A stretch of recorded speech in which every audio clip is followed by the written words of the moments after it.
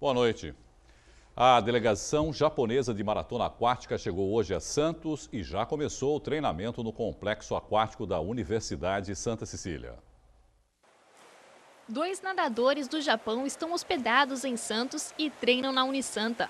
A dupla caiu na piscina na tarde de hoje e gostou da estrutura do complexo aquático. Yasunari Hirai aprovou a temperatura da água. Temperature good and very clear, so I'm happy. A dupla deve permanecer na cidade até a próxima semana para depois seguir até o Rio de Janeiro. Yasunari Hirai disse conhecer Ana Marcela e Poliano Kimoto. We have a very good friendship. Yumi Kida vai para a segunda Olimpíada. Em Londres, ela ficou em 13º lugar. Agora espera melhorar a colocação. Ela está torcendo, para ela poder competir com as pessoas mais elevadas, mais assim, fortes, e ela não quer perder. Então ela quer levar a vitória para o Japão também. E hoje de manhã, a delegação de natação da Itália se despediu do Complexo Aquático Santa Cecília. O último treino aconteceu às 11 da manhã. Eles tiraram fotos com a alta direção e alguns estudantes. Os 34 atletas da Itália seguiram escoltados para o Parque Balneário Hotel. Parte da delegação viaja ainda hoje para Guarulhos, em direção ao Rio. Os nadadores italianos foram os primeiros a chegar à Unisanta ainda no dia 23 de julho. O judô é o esporte individual que mais deu medalhas olímpicas ao Brasil. Foram 19 até agora. E um dos maiores representantes da modalidade nasceu em Santos. Rogério Sampaio foi o segundo judoca brasileiro da história a conseguir o ouro. 1992, Olimpíadas de Barcelona. Lá começava a trajetória vencedora de um judoca brasileiro.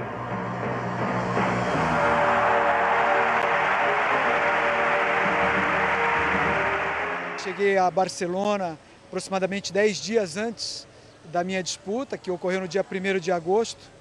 Tinha uma grande dificuldade de manter o peso, minha categoria era até 65 quilos. E, enfim, a abertura dos Jogos Olímpicos foi marcante para mim, uma festa inesquecível. Acho que todo atleta que tem a oportunidade de desfilar na abertura é extremamente importante para a vivência olímpica. E a partir daí, foco total na disputa da competição. Rogério Sampaio não era o favorito na categoria meio leve.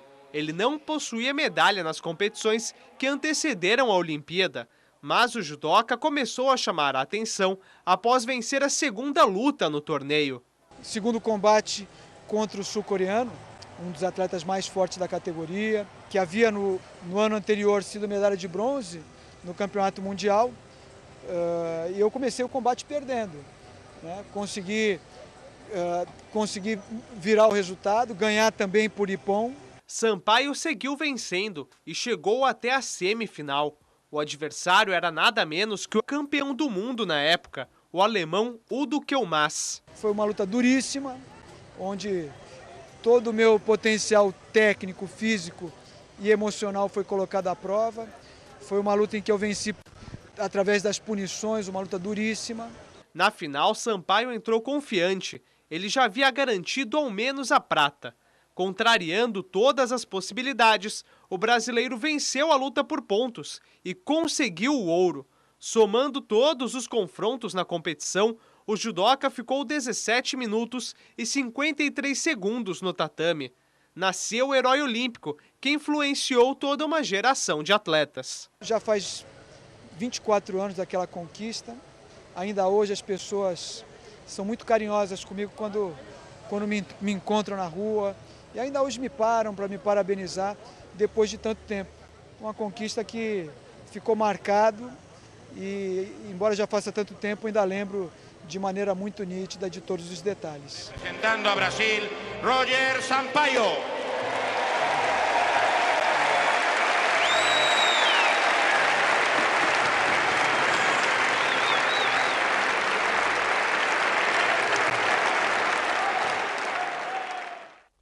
E as disputas nas Olimpíadas já começaram. O time feminino de futebol do Brasil entrou em campo contra a China e venceu por 3-0 com gols da zagueira Mônica e das atacantes Andressa e Cristiane. A equipe é líder do grupo E com 3 pontos. O próximo jogo é contra a Suécia no sábado às 10 da noite no Engenhão. A abertura oficial dos Jogos Olímpicos acontece na sexta-feira. E logo mais às 9h45, o Santos enfrenta o Flamengo em Cuiabá. O confronto é válido pela penúltima rodada do primeiro turno do Brasileirão. Ricardo Oliveira e Lucas Lima estão lesionados e não jogam. Zeca, Thiago Maia e Gabigol estão com a seleção olímpica e também desfalcam o time. O alvinegro praiano é o vice-líder do campeonato com 32 pontos. Já a equipe carioca ocupa a quinta posição com 30. Depois de muita polêmica e discussões que imobilizaram a classe artística da cidade, a Cadeia Velha de Santos volta a abrigar a partir desta semana as oficinas culturais do estado de São Paulo. E para falar mais do assunto, nós recebemos o diretor das oficinas culturais, Raul Cristiano. Raul, boa noite, obrigado, viu, por Boa noite, Irineu. Um prazer enorme estar aqui com você, os telespectadores aqui do Caderno. Olha, Raul, as oficinas já está decidido, retornam, né, para a Cadeia Velha. Já retornaram. Já retornaram, já está lá, já está resolvido isso. Já está resolvido. Mas antes que isso acontecesse, né, houve muita polêmica por isso, principalmente porque a classe artística se mobilizou, porque gostaria que continuasse recebendo lá as oficinas culturais, porque se aventou a possibilidade que lá fosse instalado um museu.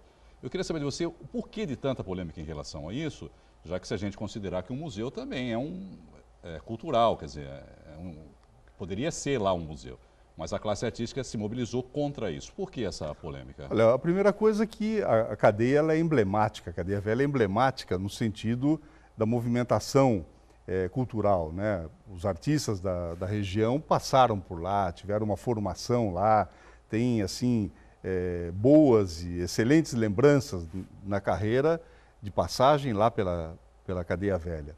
Só que ela vinha necessitando há muitos anos de reformas, desde o início dos anos 80, que não havia uma reforma tão ampla e desejada pela coordenação das oficinas culturais.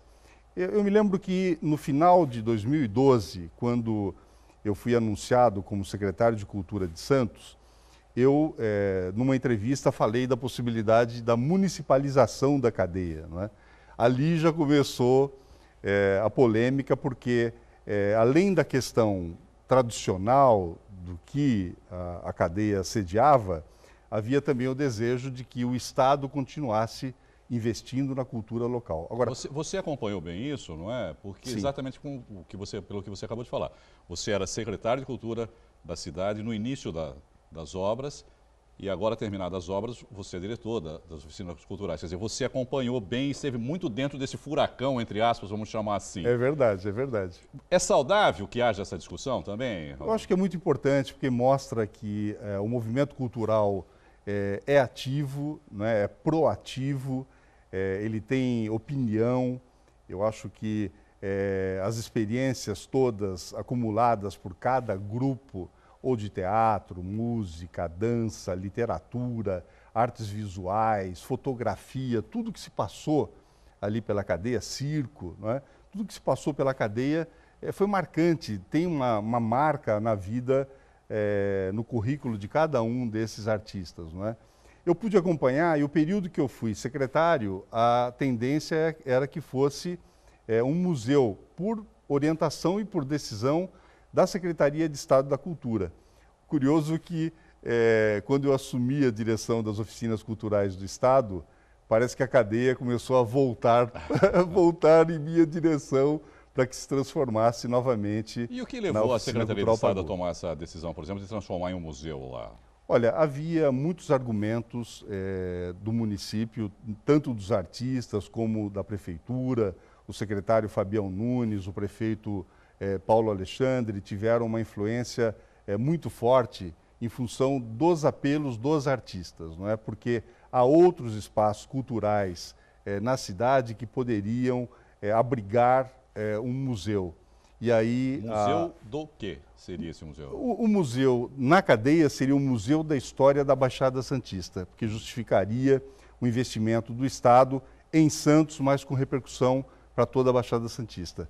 E há um grupo que se constituiu para defender o museu. Eu acho que há possibilidade ainda de se abrir uma discussão para ocupar o Outeiro de Santa Catarina ou a Casa da Frontaria Azulejada. Eu acho que nós temos espaços assim muito importantes. no José Menino mesmo, nós temos uma casa que foi restaurada pela Sabesp, atrás do Orquidário, que poderia também sediar um museu. Agora, a nova cadeia velha, como o secretário Fabião gosta de chamar, vai se tornar um centro cultural multiuso, né? E com a vinda de um novo museu, mais um equipamento turístico também para a cidade. Seria, né? Mais um equipamento turístico. A cidade ganha também com isso. Ganha, mas eu acho que a cultura ganha muito na medida em que ela vai concentrar os movimentos todos, não é? E o investimento foi muito significativo pelo governo do Estado. Você falando em investimento, Raul, quer dizer, havia necessidade desde os anos 80 de um grande investimento na verdade. Sim. Foram 11 milhões agora investidos lá? 10 milhões e 600 mil reais. O que muda na infraestrutura da cadeia velha com esse investimento? O que as pessoas vão encontrar lá agora depois desse grande investimento? Olha, é um investimento numa área delicada, porque a cadeia, o prédio da cadeia velha, que começou a ser construído em 1839, né, ele é um prédio tombado pelo IPHAN, histórico, pelo CONDEFAT e pelo CONDEPASA. Então ele tem as três instâncias de proteção.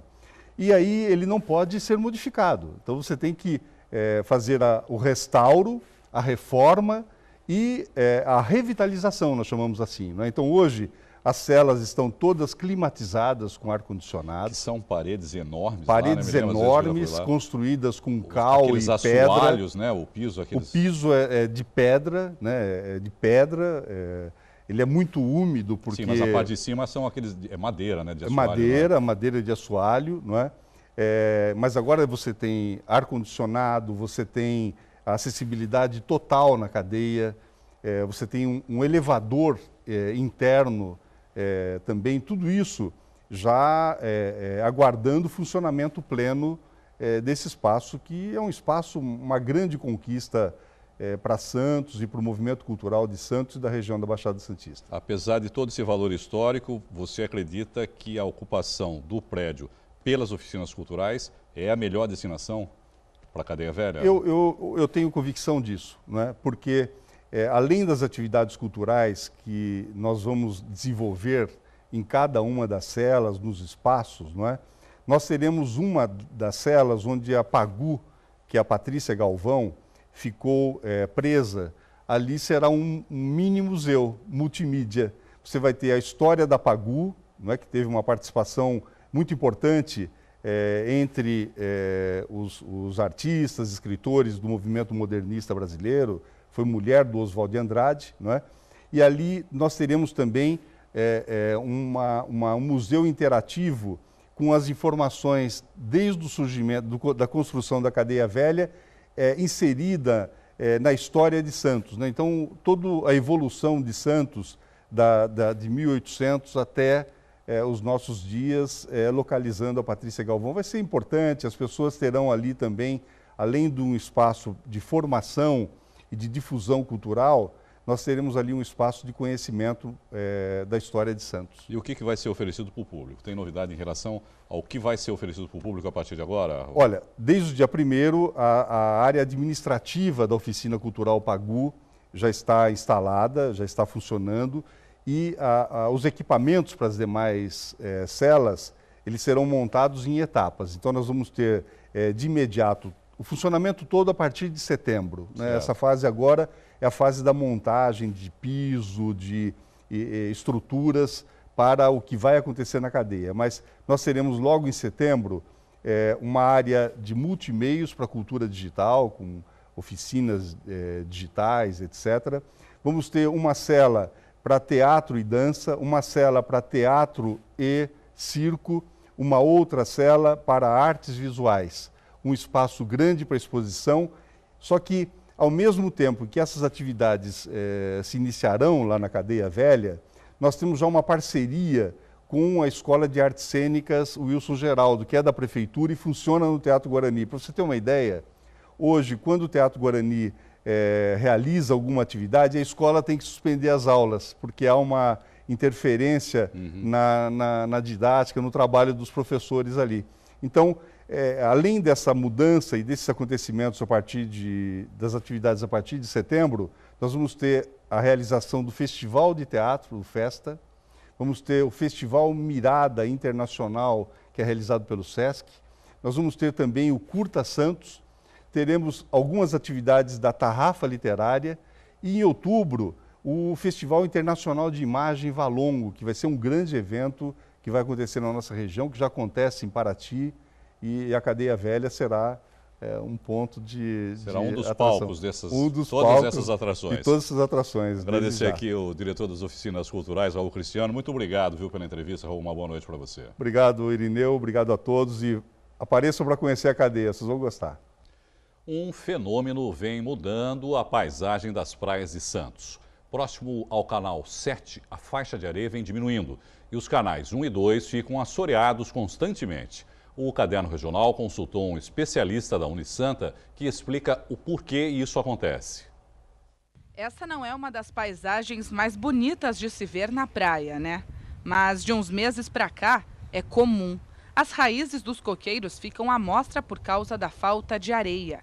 Essa perda de sedimentos é causada principalmente pela ação das ondas, das ressacas. Então, a onda intensa ela atinge a faixa de areia, ela gera uma corrente, que a gente chama de corrente de deriva litorânea, que transporta o sedimento ali daquela região da ponta da praia da Aparecida para outras praias no município de Santos, como a Praia do Gonzaga, a Praia do José Menino. Segundo o biólogo do Núcleo de Pesquisas Hidrodinâmicas da Unisanta, em uma única ressaca na ponta da praia, a quantidade de areia que é levada de volta para o mar equivale a 270 caminhões cheios de sedimento.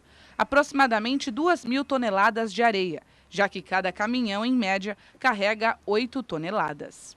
Uma vez que está se perdendo o sedimento da praia, já se diminui a faixa de areia, então você tem uma área menor de recreação, por exemplo. E isso é um problema porque acaba sendo um ciclo, né? Porque quanto mais sedimento se perde na praia, maior vai ser o impacto de uma segunda ressaca, de uma segunda evento de onda intensa. De acordo com Fabiana Pires, que é subprefeita da Zona da Orla Intermediária, o serviço de desassoreamento dos canais 1, 2 e 3 e reposição de areia das praias do Imbaré, Aparecida e Ponta da Praia é constante. Por dia, cerca de 20 caminhões com 8 toneladas cada um repõem o sedimento. A gente está levando, aí tem uma ressaca, ela acaba transportando essa areia de volta para os canais e a gente volta a fazer esse trabalho. Então, praticamente, esse período de ressaca é um trabalho constante aí. Mas o biólogo afirma que, além de repor periodicamente a areia, outra forma de evitar a erosão seria construir, por exemplo, um quebra-mar na direção do Canal 7. Porém, ainda não há pesquisas para isso na cidade. Deve-se também pensar em uma proteção contra a ação das ondas para que se mantenha o sedimento que vai ser posto ali naquela região. Daí o que tem que ser feito é um estudo para verificar qual que é a melhor estrutura e a que vai causar menos impacto, não só ali na região da praia, né, que é o objeto de estudo, mas também em outras regiões de praia e até na região do Canal do Porto como um todo. O Corpo de Bombeiros localizou na noite de ontem destroços de uma embarcação na Laje de Santos. O material provavelmente pertence a um barco que sumiu na última sexta-feira. 7 pessoas estão desaparecidas. O grupo de pescadores saiu de uma garagem náutica em Bertioga na sexta-feira com destino à ilha de Alcatrazes, no litoral norte, e deveria ter retornado no sábado. Agora as buscas se concentram no eixo Santos-Guarujá. Os bombeiros trabalham com a hipótese de encontrar os pescadores ainda com vida. Nessa época do ano que o tempo é mais ameno e o clima está mais fresquinho, a gente até esquece do calor que faz no verão. Mas aí vai uma dica: o preço dos aparelhos de ar-condicionado diminuiu.